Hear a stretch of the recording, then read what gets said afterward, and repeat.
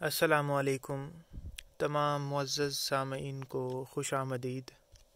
آج کی اس نشست میں ہم جو ہمارا سلسلہ افسانوں کے متعلق چل رہا ہے اس میں اوور کوٹ جو ہے افسانہ، اس کا تجزیہ کریں گے، یعنی فکری و فنی جائزہ جو ہے وہ اس پر ہم بات کریں گے۔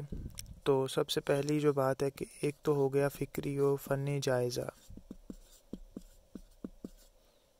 اس کے علاوہ اگر تجزیے کا لفظ استعمال کیا جائے تو بھی یہی جو ہماری گفتگو ہوگی، اور موضوعاتی جو جائزہ ہوگا اس سے مراد فقط جو ہے اس کا فکری جائزہ یعنی فکری پہلو، وہ موضوعاتی جائزہ ہوگا۔ جمالیاتی جائزہ جو ہے وہ فن پر مبنی ہوگا، لیکن جو جمالیات کا لفظ ہے وہ مشکل سے ہی ادھر استعمال کیا جائے گا ہمارے پرچے میں، کیونکہ حال ہی میں جو پنجاب یونیورسٹی کا وسط مدتی امتحانات ادھر ہوئے ہیں، تو اگر اس لحاظ سے دیکھا جائے تو ان میں جمالیاتی جائزہ کوئی نہیں پوچھا گیا، ان میں موضوعاتی جائزے اور تجزیے اور فکری و فنی جائزے پر بات کی گئی ہے۔ تو جمالیاتی جائزہ بھی بہرحال ہم کریں گے، یعنی فنی جائزہ جو ہے۔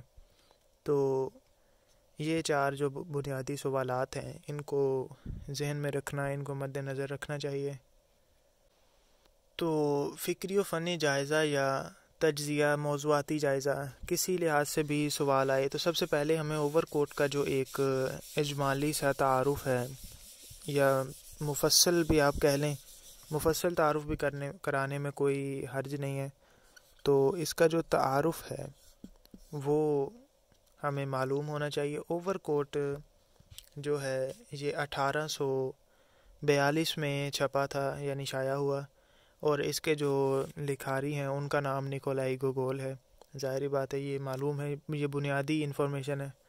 اس کے بعد اگر اس کا ہم موضوعاتی طور پر تعارف کرانا چاہیں تو اوور کوٹ جو ہے یہ دراصل روس کے حالات جو تھے، یعنی 1842 کے ارد گرد، یعنی اس دور میں 19ویں صدی جو تھی روس کی ابتدائی، اس دور میں روسی سول نظام جو تھا، ان کے سول محکمے ہو گئے، اور ان کے جو افسران تھے، اور اس وقت کے جو معاشرے کی اقدار تھیں، لوگوں کی اخلاقیات کا معیار تھا، اور وہاں کے جو شہر تھے ان کے کیا حالات تھے، تو یہ سب، ان سب معاملات پر ایک تنقیدی نقطہ نظر رکھنے والا یہ ایک افسانہ ہے۔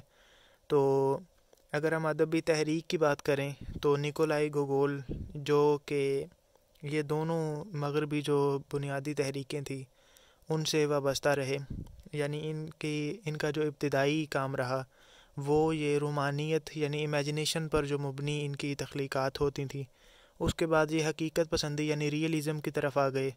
تو یہ جو اوور کوٹ ہے، جس کو روسی ادب کی سب سے پہلی کہانی بھی جو افسانہ ہے وہ مانا جاتا ہے، تو اس میں ہمیں حقیقت پسندانہ پہلو بھی اور جو تخیلاتی پہلو ہے، یہ دونوں ہمیں پہلو اس میں نظر آتے ہیں۔ جہاں تک اس کے اکاکی جو ہے اس کے مرنے تک کی بات ہے، تو وہاں تک حقیقت پسندانہ پہلو ہے ہمارے سامنے۔ اس کے بعد جو ہے ہمارے پاس جو امیجنیٹو یا تخیلاتی جو آگے وہ جو بھوت والی کہانی آ جاتی ہے، تو یہ حقیقت پسندی اور رومانیت، ان دونوں کا یہ بلینڈ اس کو ہم کہہ سکتے ہیں، یہ ان دونوں کی آمیزش اس میں ہمیں نظر آئے گی۔ اس کے علاوہ جو تھے نکولائی گوگول، وہ چونکہ خود بھی ایک کلرک رہے، اور جو اس اپنا اثر تھا، اپنا ان کا عہد تھا، تب کا انہوں نے سول نظام بہت قریب سے دیکھا تھا، تو ان کی زیادہ تر جو تخلیقات ہیں ان میں سیاسی نظام اور سول محکمے اور افسر جو ہیں ان کے جو بگڑے ہوئے اخلاقی اقدار تھے وہی ان کے زیادہ تر موضوعات رہے ہیں۔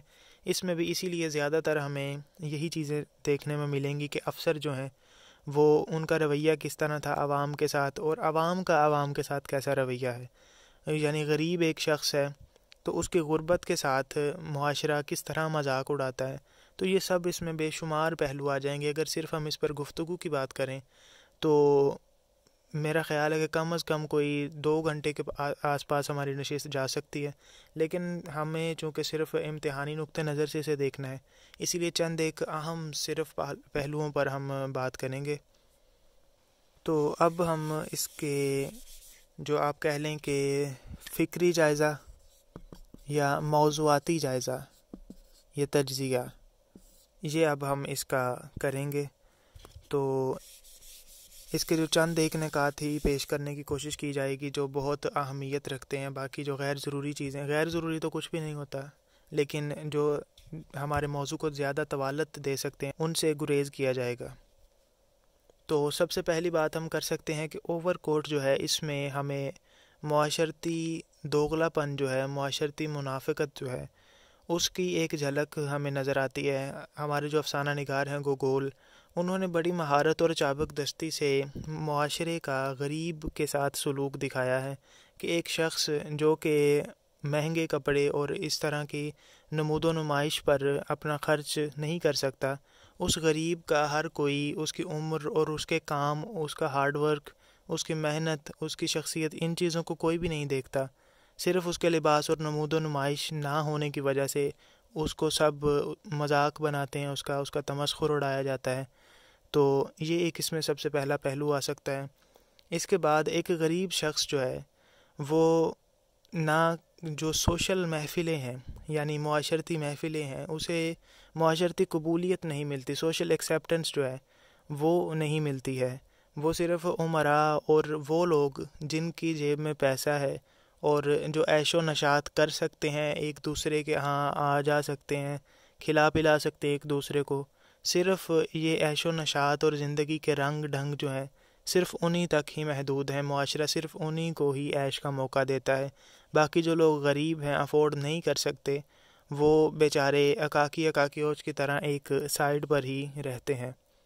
یہ جو اوور کوٹ ہے، اس کے تعارف میں ایک اور چیز لکھی جا سکتی ہے کہ اوور کوٹ افسانہ اینٹی ہیروئزم جو ہے اس پر مبنی ہے۔ اینٹی ہیروئزم اب کیا چیز ہے؟ جو اس سے پہلے کا ادب تھا اور زیادہ تر ادب میں جو چیز ایک چلتی تھی کہ ہر ایک تخلیق میں، ہر ایک کہانی میں کوئی نہ کوئی ایک ہیروئک کریکٹر جو تھا، اس کو مناسب طریقے کے جو اس کے افعال ہیں، اس کی ایک بہت ہی اعلیٰ شخصیت اور اعلیٰ اس کا کردار جو ہے وہ پیش کیا جاتا تھا۔ لیکن اوور کوٹ اور اس طرح سے بعد میں اینٹی ہیروئک یا ان ہیروئک کریکٹرز جو ہیں ان کو اپنی کہانیوں میں جگہ دینا شروع کر دیا افسانہ نگاروں نے اور ادیبوں نے۔ اس سے کیا ہوا کہ جو ایک عام غریب اور نچلے طبقے کے لوگ تھے جن پر کبھی کسی نے غور ہی نہیں کیا، صرف جو ہیرو قسم کے لوگ تھے ان پر ہمیشہ کہانیوں میں بات ہوتی تھی، تو اس طرح کیا ہوا کہ جو غریب اور نچلے سطح کے لوگ تھے ان پر بھی کہانیوں کا بنیادی جو توجہ، بنیادی جو فوکس تھا وہ ہونا شروع ہو گیا۔ تو اوور کوٹ میں ایک یہ بھی پہلو ہے کہ اس میں جو بنیادی کردار ہے وہ کوئی بہت بڑا ہیرو نہیں بتایا گیا، بلکہ اس میں تمام جو خصوصیات ہیں وہ کسی بھی ہیرو سے الٹ ہیں۔ تو یہ ایک اس میں پہلو ہے۔ اس کے بعد معاشرتی منافقت کی تو ہم نے بات کی، اس کے علاوہ اس میں ہمیں ملتا ہے اس وقت کا روس کا جو معاشرتی نظام تھا کہ معاشرہ کس طرح کا تھا، اس پر بھی ہمیں ایک گہری نظر اس میں ملتی ہے۔ اس جو گوگول ہیں وہ اس بات کا اس میں ہمیں اشارہ دیتے ہیں کہ تب کے جو لوگ تھے وہ زیادہ مہذب نہیں تھے، یعنی تمسخر و مذاق اڑانا، کسی کی بدحالی پر ہنسنا، مسکرانا، اس کا مذاق اڑانا، ہمدردی اور احساس، اس طرح کے جو جذبات ہیں ان سے تہی تھے تب کے لوگ۔ یہ ایک تاثر ہمیں اس سے ملتا ہے۔ اس کے علاوہ جو عورتیں ہیں ان میں ایک عورتیں اور جو گھریلو نظام ہے ان میں ایک توازن اور ایک شرم و حیا کا جو عنصر ہے وہ بھی ملتا ہے۔ آج کے یورپ کو دیکھا جائے تو اس سے بالکل برعکس جو ہیں عورتیں، یعنی اس میں اس کی مالکن ہے تو وہ اپنا سینہ ڈھکنے کا جو ہے اہتمام کرتی ہے۔ تو اس طرح آخر میں جب بات ہوتی ہے کہ وہ امیر کسی باہر کی عورت کے پاس جاتا ہے تو وہ امیروں کے لیے وہ اخلاقی چیز ہے، جبکہ وہاں بھی ہمیں اشارہ ملتا ہے کہ وہ غریبوں کے جو غریب طبقہ تھا وہ اپنی بیویوں کے ساتھ اپنے گھر میں وہ وفادار رہنے کو ترجیح دیتے تھے۔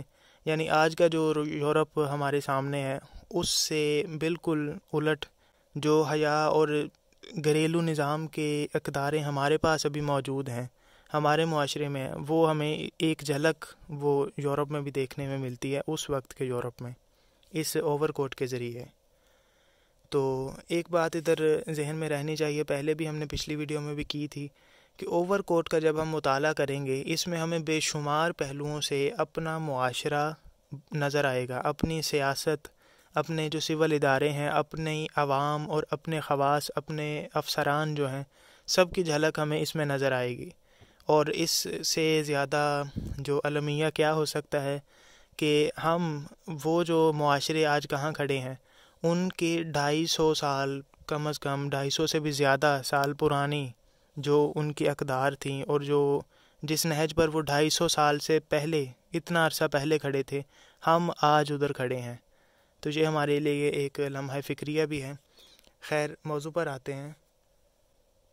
اس میں ہمیں جو معاشرے کی، جس طرح پہلے ہم نے بات کی، زیادہ تر ہمیں اس میں معاشرتی پہلو ہی نظر آئیں گے، اسی لیے یہ بار بار ہم معاشرے کی بات ہمیں کرنی پڑے گی مجبوراً۔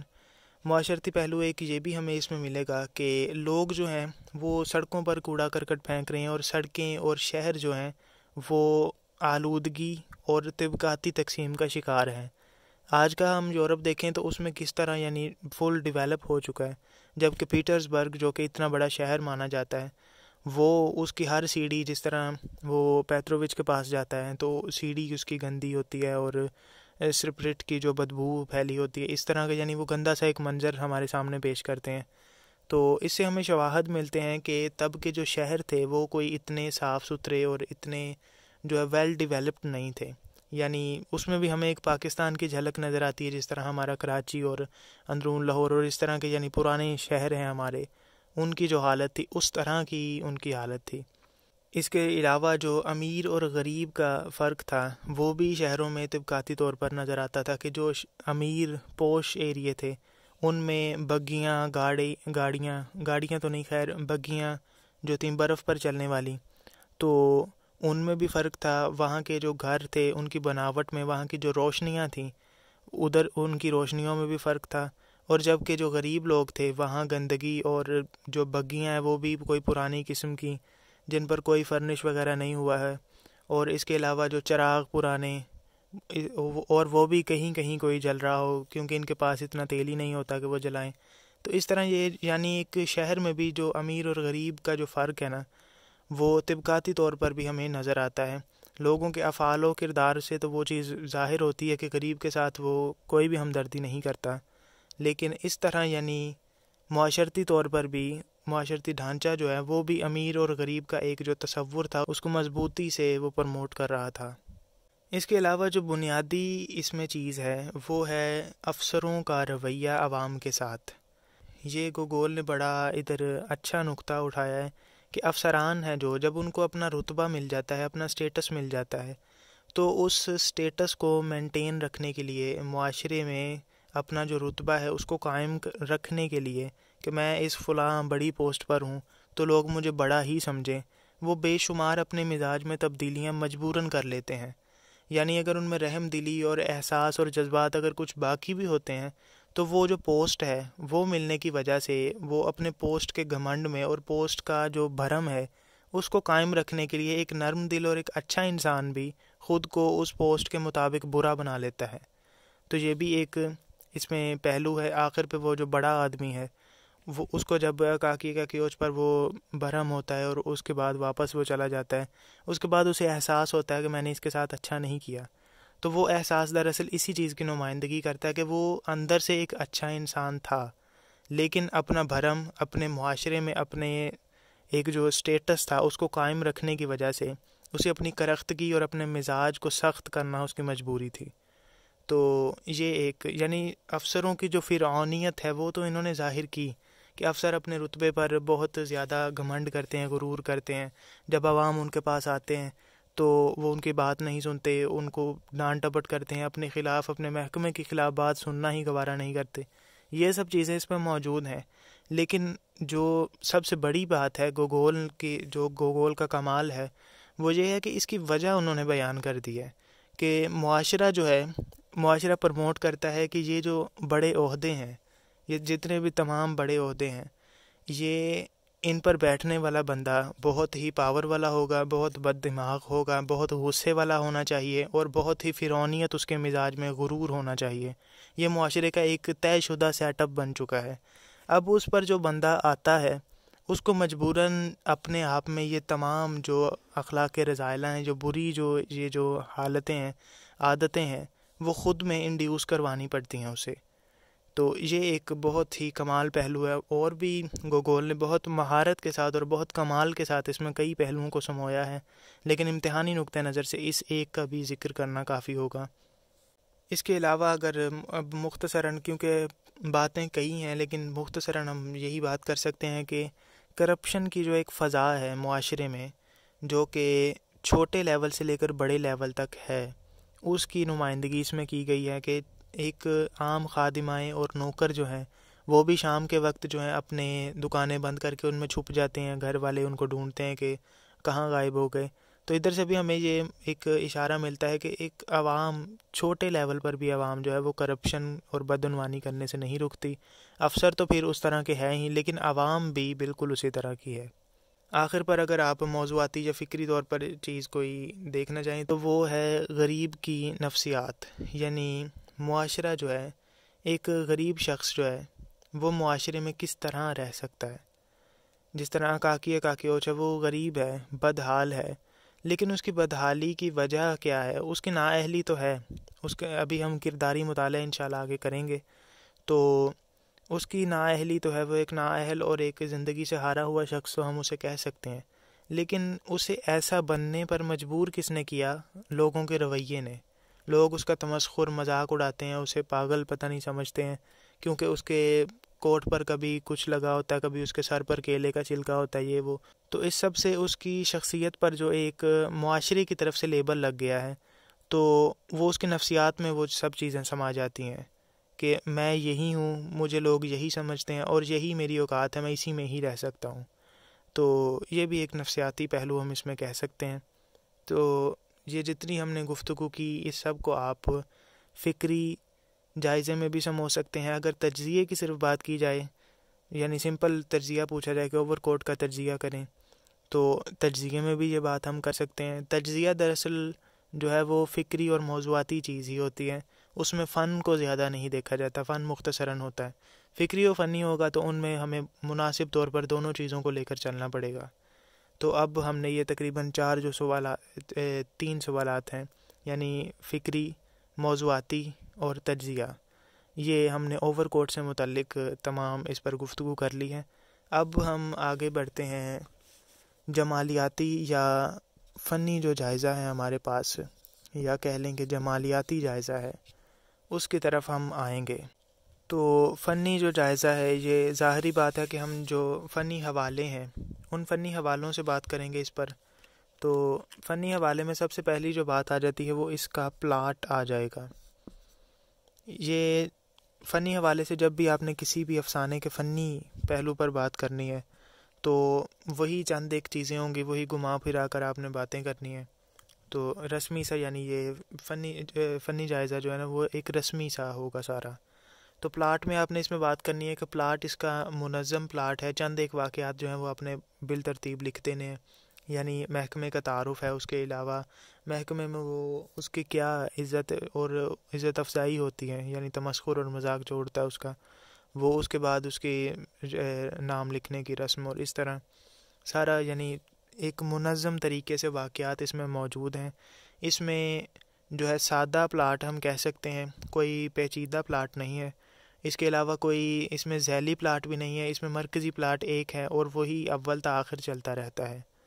تو یہ اس کے پلاٹ کے بارے میں بات ہو گئی۔ پلاٹ کے بعد ہم کہہ سکتے ہیں کلائمیکس یا نقطۂ عروج۔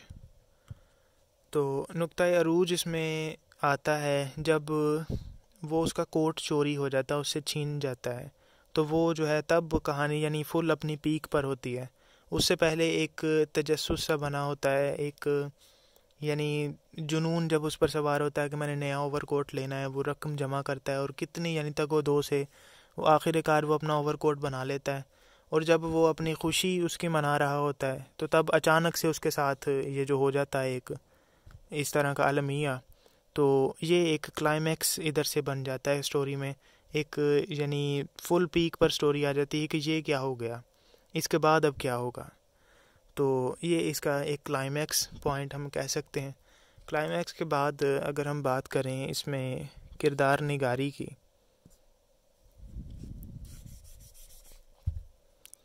کردار نگاری یہ واضح رہے کہ کردار نگاری پر بھی سوال آ سکتا ہے علیحدہ سے، یعنی اوور کوٹ کی کردار نگاری پر نوٹ لکھیں. اس طرح سے بھی وہ پوچھ سکتے ہیں. اوور کوٹ کے موضوعاتی جائزہ جس طرح پہلے، تو وہ علیحدہ علیحدہ کر کے بھی پوائنٹس میں پوچھ سکتے ہیں. اس چیز سے گھبرانا نہیں کہ یہ تو ہم نے کیا ہی نہیں. تو کردار نگاری پر آپ نے بات کرنی ہے کہ اس میں بنیادی طور پر بنیادی ایک کردار ہے. کردار کے متعلق پہلے بھی ہم نے بات کی کہ وہ اینٹی ہیروئک یا ان ہیروئک کردار ہے. اس میں اس کی جو جبلتیں اور اس کی جو عادتیں بیان کی گئی ہیں وہ کوئی بہت زیادہ اچھی اور بہت ایک ہیروئک کریکٹر بنا کر اسے پیش نہیں کیا گیا. تو یہ بات ہم ادھر کر سکتے ہیں. تو کردار اس کے اگر مرکزی کردار کی بات کی جائے تو وہ صرف ایک ہی ہے، یعنی اکاکیوچ. اس کے بعد باقی جو اس کے ذیلی کردار آ جاتے ہیں اس میں پیترووچ آ جائے گا.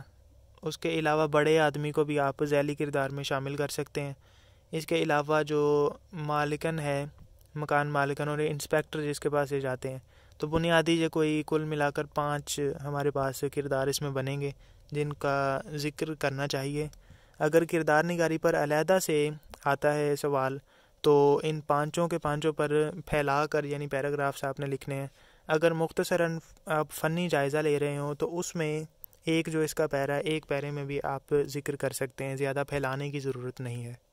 اس کے بعد بات آ جائے گی مکالمے پر، مکالمہ نگاری.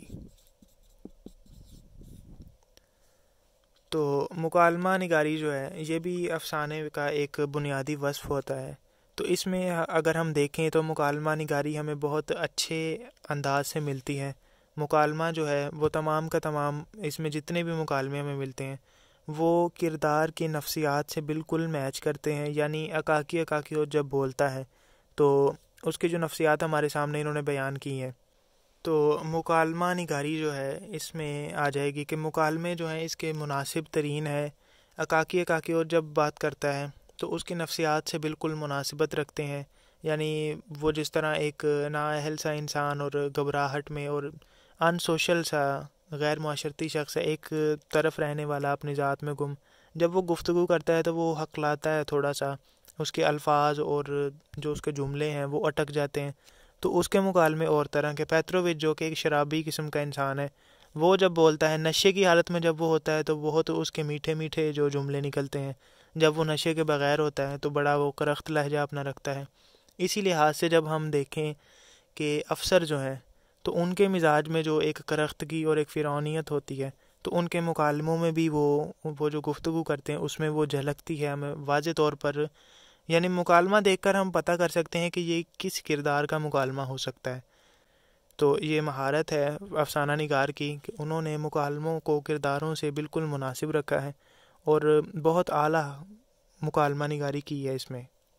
اس کے بعد اگر ہم اب بات کریں تو منظر نگاری اور جزیات نگاری، ان کو آپ ایک ہیڈنگ تو بنانی نہیں ہے نا، پیراگرافس کی شکل میں ہی آپ لکھیں، صرف بولڈ کر دیں کیونکہ ہیڈنگ جو ہے اس پر اعتراض اکثر لوگ کرتے ہیں. تو منظر نگاری جو ہے، منظر نگاری میں اب کیا کرنا ہے آپ نے. منظر نگاری اس افسانے میں بے شمار جگہوں پر موجود ہے. گوگول جو ہے انہوں نے منظر نگاری میں بہت ان کی مہارت ہے، بہت اچھے طریقے سے وہ تمام جو منظر کشی کرتے ہیں ہر موقع پر، اور ہر جو سین، ہر جو واقعہ جو وہ بیان کرنے لگتے ہیں تو اس میں ایک خوبصورت طریقے سے اسے بیان کرتے ہیں کہ وہ ایک منظر اختیار کر جاتا ہے، آنکھوں کے سامنے وہ منظر پھرنا شروع ہو جاتا ہے. اب ادھر آپ مثال کوئی 1-2 شامل کر دیں، جس طرح وہ اس کے نام رکھے جانے کا جو تھا، وہ پورا ایک سینیریو کہ اس کا نام رکھا جا رہا ہے، اس کی ماں جو ہے وہ اسے پسند نہیں آ رہا کوئی نام، تو وہ جنتری سے دوبارہ دیکھا جاتا نام. تو وہ بھی ایک ادھر منظر ہے. اس کے بعد کلائمیکس کا منظر آپ ادھر لگا سکتے ہیں مثال کے طور پر کہ جب وہ واپس آتا ہے تو وہ کس طرح گھبرایا ہوا ہوتا ہے, روشنی جو ہے وہ کم ہوتی ہے, اندھیرے والی جگہ پر, اندھیری سی سڑک پر وہ جا رہا ہوتا ہے, تو وہاں اچانک سے وہ آ جاتے ہیں ڈاکو اور اس سے چھین لیتے ہیں وہ. تو یہ جو سارا ایک منظر ہے, تو بے شمار جگہوں پر, کئی جگہوں پر اس میں یعنی ہر جو واقعہ ہے اس میں بہترین منظر نگاری کی ہمیں مثال اس میں ملتی ہے. اس کے علاوہ ہر منظر اور ہر موضوع اور ہر کردار پر بہترین سطح پر انہوں نے جزیات نگاری کی ہے گوگول نے اس افسانے میں. یعنی کوئی بھی منظر آپ ادھر مثال دے سکتے ہیں, جس طرح اب وہ پارٹی پر جانا چاہتا ہے, پارٹی پر جس روز اس نے جانا ہوتا ہے, وہ جو ہیڈ کلرک نے پارٹی انہیں دی ہوتی ہے, تو ادھر سے وہ گھر سے نکل کر امیروں کا جو علاقہ ہے وہاں جا رہا ہوتا ہے. تو وہاں کا آپ دیکھیں کہ وہ سڑک پر صرف چل رہا ہے, صرف واقعہ کوئی اس میں خاص نہیں ہے, وہ صرف سڑک پر چل کر جا رہا ہے, لیکن اس میں جزیات, اتنی خوبصورت جزیات نگاری کی گئی ہے کہ وہ ایک حسین سا منظر بن کر ہمارے سامنے ابھرنا شروع ہو جاتا ہے. وہ سڑک سے گزرنے والی جو بگیاں ہیں ان کا وہ فرنشڈ ہوتی ہیں امیر علاقے کی, اور برف جس طرح سڑک پر ہے ان پر وہ پھسلتی جا رہی ہیں, اور اس طرح یعنی ہر منظر, ہر کردار اور موضوع کے بارے میں وہ چھوٹی چھوٹی جو چیزیں ہیں, سائیڈ انفارمیشنز اتنی بیان کر دیتے ہیں کہ وہ کل ملا کر ایک چھوٹا سا کوئی منظر ہے نا, کوئی چھوٹا سا واقعہ بھی نہیں ہے, چھوٹا سا ایک منظر ہے, وہ بھی اتنا حسین ہو جاتا ہے کہ اس کی کوئی مثال نہیں رہتی. تو منظر نگاری اور جزیات نگاری بھی اس میں کمال کی ہے گوگول نے.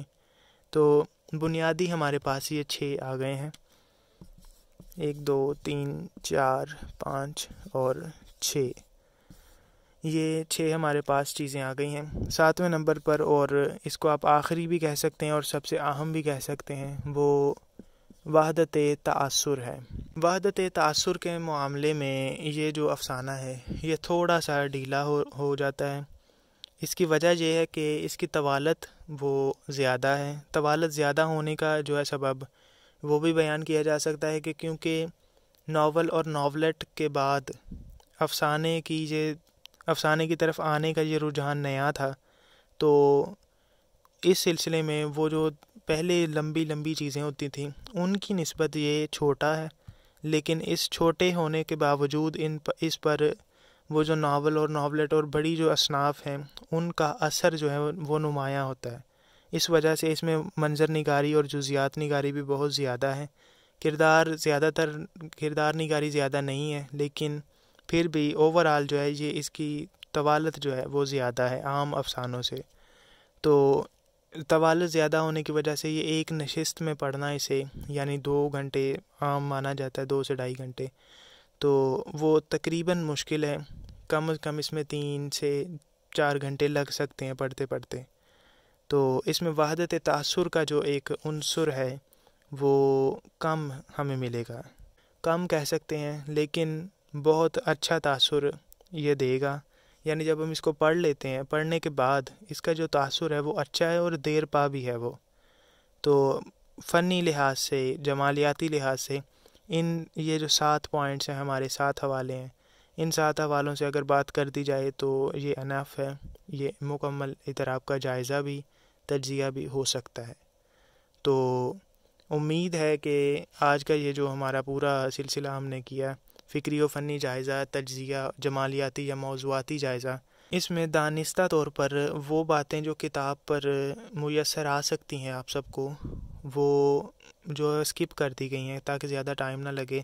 اکاکی ہو, جو کتابوں میں یہی لکھا ہے کہ وہ ایک فوٹو کاپی کرنے والے شخص کی ہے, حالانکہ وہ نقالی کرتا ہے یعنی ہاتھ سے لکھتا ہے, فوٹو کاپی مشین پر کوئی وہ کام نہیں کرتا. تو یہ اس طرح بات ہے کہ وہ کتابی جو انفارمیشن ہے وہ تو آپ کو مل جائے گی, یہ کتاب سے ہٹ کر جو پوائنٹس ہیں وہی ادھر بات کرنے کی کوشش کی گئی ہے. لہٰذا اگر کوئی آپ کے پاس کتاب ہے, آپ کے اساتذہ نے جو آپ کو چیزیں بتائی ہیں ان کے ساتھ یہ جو پوائنٹس ہم بتا رہے ہیں ان کو آپ ایڈ کر کے اپنا جو ہے مطالعہ بڑھا سکتے ہیں. اب رہی بات کردار نگاری کی, تو ایک علیحدہ ویڈیو بنانے کے بجائے ہم اسی میں اگر کر دیں کردار پر بات تو یہ زیادہ مناسب رہے گا. کردار جو ہیں اس کے بنیادی کردار نگاری کر لیں۔ اس میں بنیادی طور پر 5 کردار جو ہم نے آگے گنوائے ہیں، اس کا بنیادی جو کردار ہے اس پر لانگ آ بھی چکا ہے۔ پنجاب یونیورسٹی کا جو مڈ کا پرچہ ہوا ہے اس میں لانگ پوچھا بھی جا چکا ہے کہ اوور کوٹ کے بنیادی کردار کے خد و خال بیان کیجیے۔ تو کردار نگاری یا کرداری مطالعہ جب ہم نے کرنا ہے تو اس میں سب سے پہلے ہم نے خد و خال ہی دیکھنے ہیں۔ تو اکاکی اوچ کی اگر ہم بات کریں تو وہ اس کا جو حلیہ ہے وہ ایک ادھیڑ عمر شخص ہے، اپنے کام کے ساتھ بہت ہی مخلص ہے۔ اس کی زندگی وہ کام اس کا کیا ہے، دفتر میں خطابی کونسلر ہے، وہ خطاطی کرتا ہے۔ تو خطاطی اس کی زندگی ہے ساری، وہ گھر میں ہو، دفتر میں ہو، سڑک پر چلتا ہو، ہر جگہ اسے صرف اور صرف جو خط ہے، اسے جو لکیریں ہیں، وہی اس کی زندگی ہے۔ اس کے جو ظاہری خد و خال ہیں وہ کچھ زیادہ ٹھیک نہیں ہے، یعنی کہ وہ اس کا جو حلیہ ہے، اس کی جو یونیفارم ہے، اس کا رنگ جو ہے وہ بالکل میلا اور جگہ جگہ سے وہ پھٹی ہوئی ہے، پیبند بھی لگے ہوئے ہیں۔ اس کے بعد وہ جو اس کا اوور کوٹ وہ پہن کر جاتا ہے سردیوں میں، اس کے کئی جگہ پر پیبند بھی لگے ہیں کالر اس کا بہت چھوٹا ہے کیونکہ ادھر سے کاٹ کر اس پر پیبند لگائے گئے ہیں، اور اس کے کئی جگہوں سے وہ پھٹ بھی چکا ہے اور اس کا استر وغیرہ بھی تار ہو چکا ہے۔ تو یہ اس کے آپ خد و خال میں بات کر سکتے ہیں کہ اس کی ظاہری حالت اس طرح کی تھی۔ ظاہری حالت کے بعد اس کی اندرونی کیفیت جو ہے یا نفسیاتی پہلو اسے آپ کہہ لیں، یا اندرونی جو کیفیت ہے، دراصل یہی بات ہے۔ تو اندرونی اس کی کیفیت کیا تھی؟ وہ ایک ان سوشل بندہ تھا، یعنی معاشرتی جو محفلیں ہیں، لوگوں کے ساتھ گھلنا ملنا ہے، وہ اس کے مزاج میں شامل نہیں تھا۔ وہ اپنی ایک دنیا میں مگن رہنے والا، اپنے کام سے کام رکھنے والا ایک شخص تھا۔ وہ یعنی خود سپردگی اور ایک بدمستی کی فضا میں رہنے والا تھا۔ سڑک پر سے وہ گزرتا تھا کہ کوئی اس پر کوڑا پھینک دیتا ہے، کوئی اس پر وہ جو ہے چونا پھینک دیتا ہے، یعنی کچھ بھی، وہ اپنے ہوش و حواس جو ہیں اس کے اتنے قائم نہیں رہتے۔ نفسیاتی طور پر وہ غیر حاضر اور ایک عجیب یعنی انسان ہے۔ تو یہ اس کی ایک اندرونی سی کیفیت ہے۔ جب اس میں اس کی اندرونی جو کیفیات ہیں اس میں ذرا سا چینج بھی آتا ہے جب وہ ایک نیا اوور کوٹ خریدنے کی دھن میں ہوتا ہے، تو تب اس کی نفسیات ذرا چینج ہو جاتی ہیں۔ وہ اپنی زندگی کی تمام جو جمع پونجی ہے وہ اس کو جمع کرتا ہے، اور ایک یعنی مکمل طور پر اپنی جو چیزیں ہیں، اپنے آپ کو وہ بدل لیتا ہے۔ تو یہ اس کے نفسیاتی پہلو پر ہم بات کر سکتے ہیں۔ اس کے علاوہ جو دوسرے نمبر پر ہمارا کردار آ جاتا ہے وہ ہے پیترووچ۔ تو پیترووچ کوئی ماہر اور اپنا پروفیشنل درزی نہیں ہے، اس نے ایک گھر میں اپنی دکان بنائی ہوئی ہے، اور اس پر ہی آ کر اس طرح کے اکاکی جیسے غریب لوگ جو ہیں وہ اگر اپنا کام کروا لیتے ہیں اس سے، تو اس نے وہ مرمت کا بنیادی طور پر کام کرتا تھا۔ پہلی دفعہ اس نے زندگی میں اکاکی کا ہی کوٹ بنایا تھا۔ تو وہ بندہ وہ شراب پیتا تھا، جب شراب کے نشے میں ہوتا تھا تو وہ کسٹمرز کو کم قیمت بتا دیتا تھا، جبکہ اس کی بیوی جو ہے وہ بڑی دوسرے مزاج کی تھیں، اس پر چلاتی بھی تھیں، اور یہ ساری اس کی ہو گئی حالات۔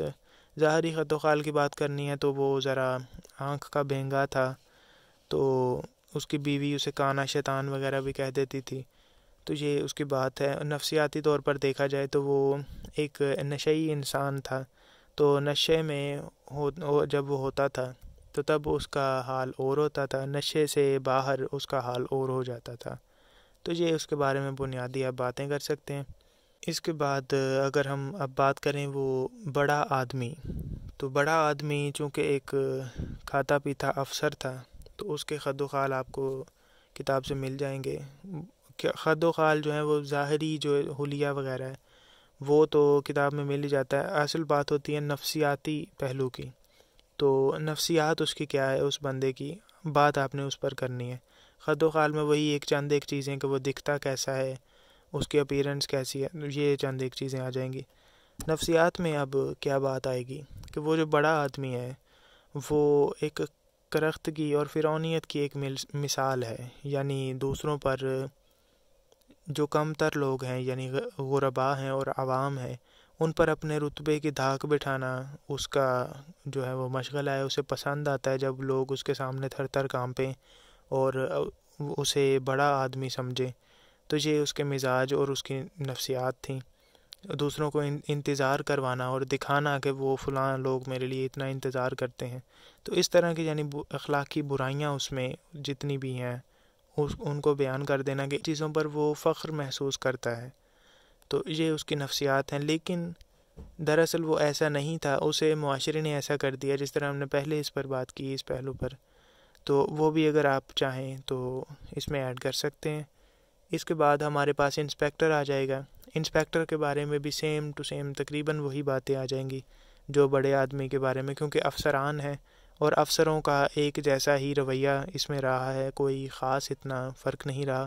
انسپیکٹر نے بھی اسے بس جھڑک دیا اور بڑے آدمی نے بھی، تو یہ ایک اوورآل اس میں چیز آ گئی۔ اس کے بعد اگر ہم مالکن کی بات کر لیں تو وہ کوئی اتنی خاص نہیں ہے، وہ بوڑھی ہے، اس میں اس کی جو عمر ہے وہ اکاکی سے بہت زیادہ ہے، اور وہ جو ہے وہ ایک سیدھی سادھی خاتون ہے جو کہ انسپیکٹر سے یا کسی سے وہ ملی نہیں، دور سے اس کو اندازہ صرف اتنا تھا کہ یہ جو انسپیکٹر ہے یہ بہت اچھا آدمی ہوگا اور افسران جو ہیں وہ ہماری مدد کریں گے، لیکن دراصل ایسا کچھ بھی نہیں تھا۔